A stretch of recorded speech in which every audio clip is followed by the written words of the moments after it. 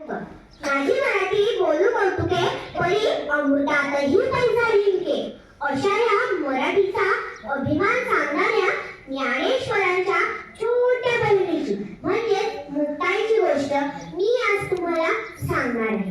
वेळ दुपारची ज्ञानेश्वर माधुकरी मागत होते। डोळे थोडेसे पीठ होते पण ते 4 भावंडांना पुरेसे नव्हते।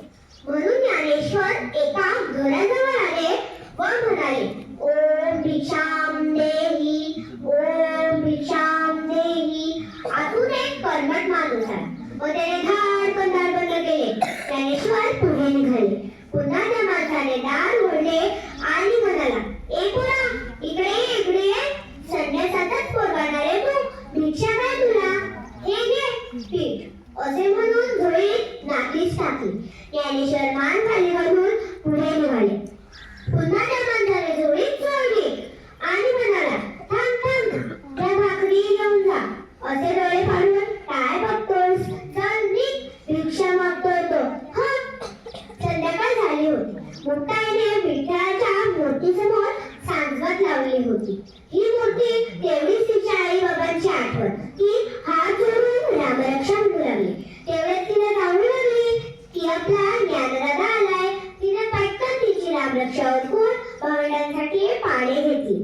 निवृत्ती व सोपान दोघे होऊन बसले। तिने विचारले, हे काय, ज्ञानदादा कुठे आहे? त्याला भूक नाही म्हणतोय। भूक नसायला काय झाले, थांब, मीच बोलावून आणते। असे म्हणून मुक्ताई खोपटात गेली।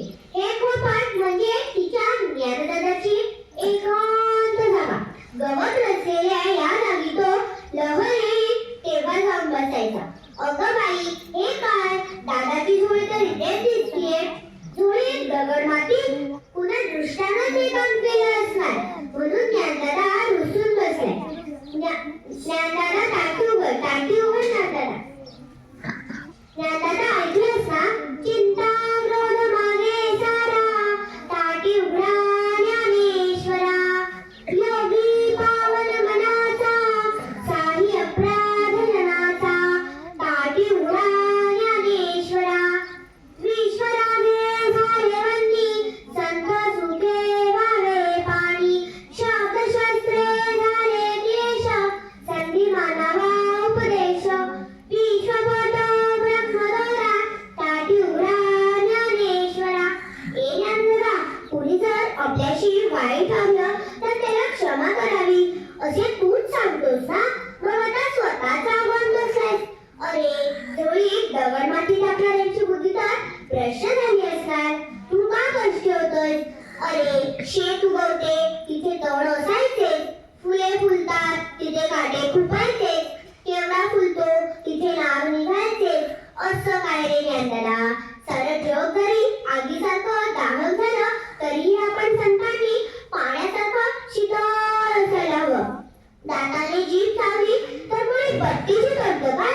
अरे, या उर्मट लोकांमुळे साऱ्या जगावर का रुसायचं? तुम्हा संत मंडळींबद्दल फार मोठी जबाबदारी आहे।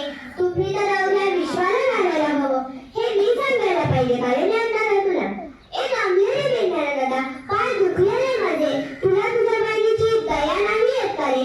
विसरणाऱ्या, क्षमा कर या लोकांना। तुझ्यावर जीवापाड प्रेम करणाऱ्या दुंदुभल्या लोकांसाठी दारुगड, अंधारात चाच पडणाऱ्या समाजासाठी दारुगड, ज्ञानाचा दिवा लावण्यासाठी दारुगड, तुझं सामर्थ्य दाखवण्यासाठी दारुगड, दारुगड ज्ञानदा दारुगड। विश्व कल्याणासाठी घालीत असलेली साध ऐकून ज्ञानेश्वर खडबडून लागू झाले। मुक्ताईने त्यांच्या आयुष्यावर पसरले